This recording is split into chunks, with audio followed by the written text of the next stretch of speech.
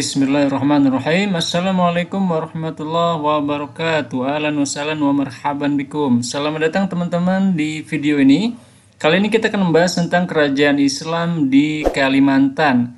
Ini adalah sebuah materi yang disusun oleh murid saya, Malfa Aliyasari dan Sa'da Mardia, kelas 11 IPS 4 di Manpat, Jakarta. Oke, seperti apa sih kerajaan Islam di Kalimantan? Kalau mungkin yang sering kita bahas, kerajaan-kerajaan Islam Nusantara itu ada di Jawa, di Sumatera, di Sulawesi, Maluku ya. Kali ini kita akan bahas tentang kerajaan Islam yang ada di Kalimantan. Selamat menonton, jangan lupa klik tombol subscribe bagi yang belum, klik tombol like, dan juga nanti tinggalkan komentar di kolom komentar. Mari kita mulai. Oke, kerajaan Islam di Kalimantan. Dalam video ini saya akan membahas dua materi ya. Yang pertama adalah Kesultanan Banjar, yang kedua Kesultanan Kutai.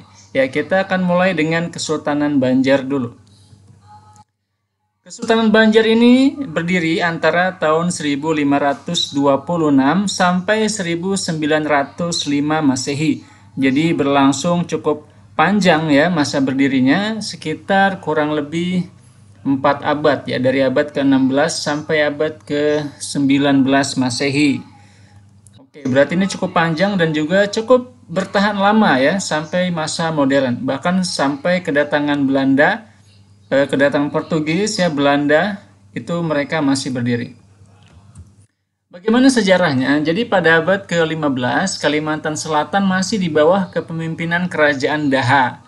Pada masa pemerintahan Raja Sukarama, Raja keempat, terjadi konflik perebutan tahta negara Daha antara dua orang anaknya, yaitu Pangeran Mangkubumi dan Pangeran Tumenggung. Namun Raja Sukarama justru berwasiat agar kelak pengganti tahtanya ialah Pangeran Samudra, anak dari Putri Galuh.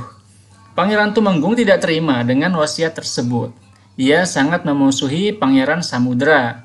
Ya, jadi kalau kita baca di sini pangerannya itu ada dua ya, Mangkubumi dengan Tumenggung. Tapi yang dipilih pangeran yang lain ya, pangeran yang ketiga bernama Pangeran Samudra. Akhirnya yang Pangeran Tumenggung dan Mangkubumi tidak terima. Dan ia sangat memusuhi Pangeran Samudra. Merasa keselamatannya terancam, Pangeran Samudra kemudian memilih meninggalkan istana dan menyamar menjadi nelayan di pesisir pantai Serapat, Kuin, Belandian, dan Banjar. Ketika Pangeran Samudra telah dewasa, dia bertemu dengan Patih Masih, seorang penguasa bandar yang telah memeluk Islam. Setelah berunding dengan Patih Balit, Patih Balitung, dan Patih Kuin, mereka bersepakat mengangkat Pangeran Samudra menjadi Raja Banjar pada tahun 1526 di Banjarmasin. Pengangkatan menjadi Raja Banjar menjadi titik balik perjuangan bagi Pangeran Samudra. Dia berhasil membangun kekuatan politik baru sebagai tandingan untuk memperoleh kembali haknya sebagai raja di negara Daha. Ya, begitu proses munculnya Pangeran Samudra kepada singgasana Kerajaan Banjar ya. Masa kejayaan. Kerajaan Banjar yang berdiri tahun 1520 mengalami masa kejayaan di awal abad ke-17 berkat kepemilikan komoditas lada dan masa meredupnya Kerajaan Demak yang membebani pembayaran upeti kepada mereka. Ya, jadi Demak ini juga memiliki pengaruh sampai ke Kerajaan Banjar ya. Bahkan Kerajaan Banjar ini membayar upeti juga kepada Demak. Di masa kejayaan inilah Banjar memiliki modal yang cukup untuk menghadapi ancaman serangan dari kerajaan-kerajaan dari Jawa seperti Kerajaan Tuban, Kesultanan Mataram, hingga memperluas wilayah kekuasaannya hingga di daerah sekitar seperti Sampit, Mandawai, Pasir, Kahayan Hilir, dan Hulu Kutai, dan Pulau Laut. Masa kejayaan tersebut berhasil mengantarkan Kesultanan Banjar menjadi kerajaan terkuat di Pulau Borneo atau Pulau Kalimantan. Wilayah kekuasaan. Kesultanan Banjar merupakan penerus dari kerajaan Hindu di Kalimantan Selatan dengan wilayah inti meliputi 5 distrik besar di Kalimantan Selatan, yaitu Kuripan atau Amuntai, Daha, Negara Margasari, Gagelang,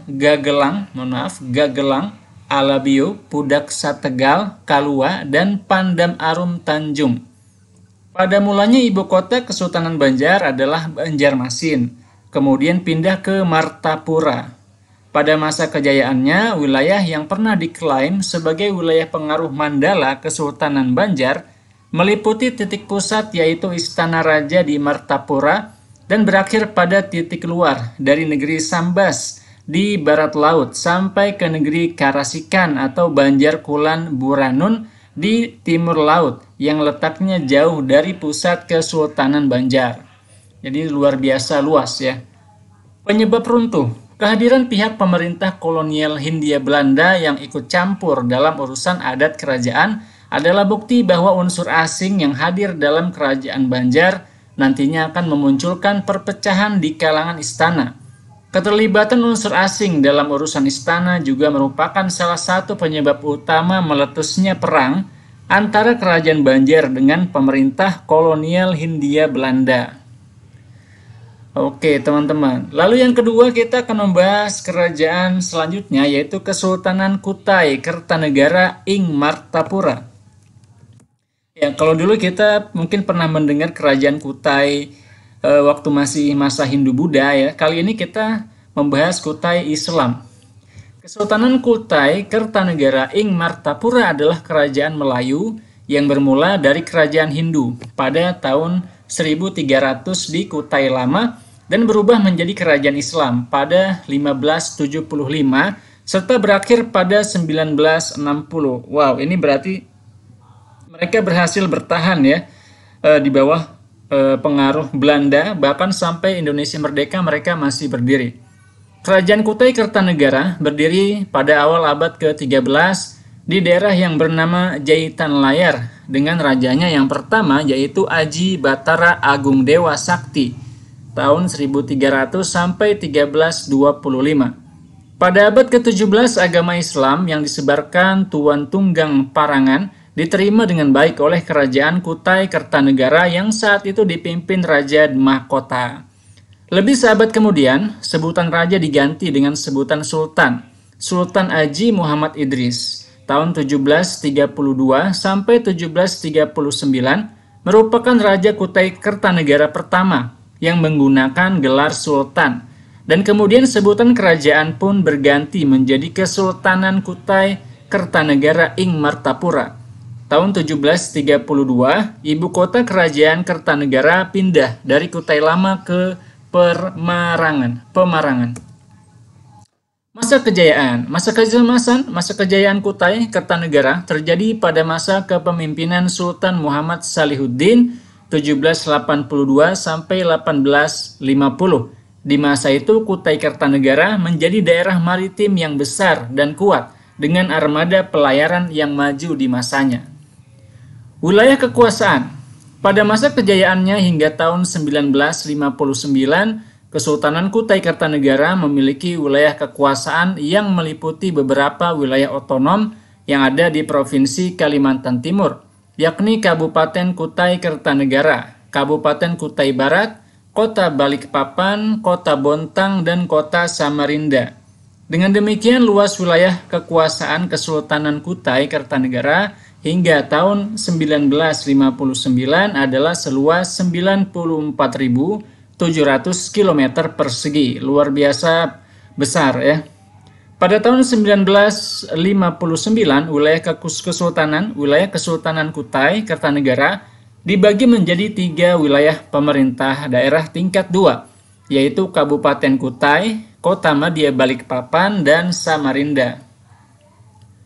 Penyebab runtuh. Adapun penyebab keruntuhan kerajaan Kutai yaitu tidak adanya pemimpin setara dengan pendahulunya, di mana pada saat gugurnya Maharaja Dharma Setia dalam melakukan peperangan melawan Aji Pangeran Sinumpanji, Raja Kutai Kertanegara, walaupun bernama sama namun kedua kerajaan ini adalah berbeda. Oh, jadi ada kerajaan tandingan bernama Kutai Kertanegara juga ya. Peperangan ini berlangsung pada awal abad ke-16.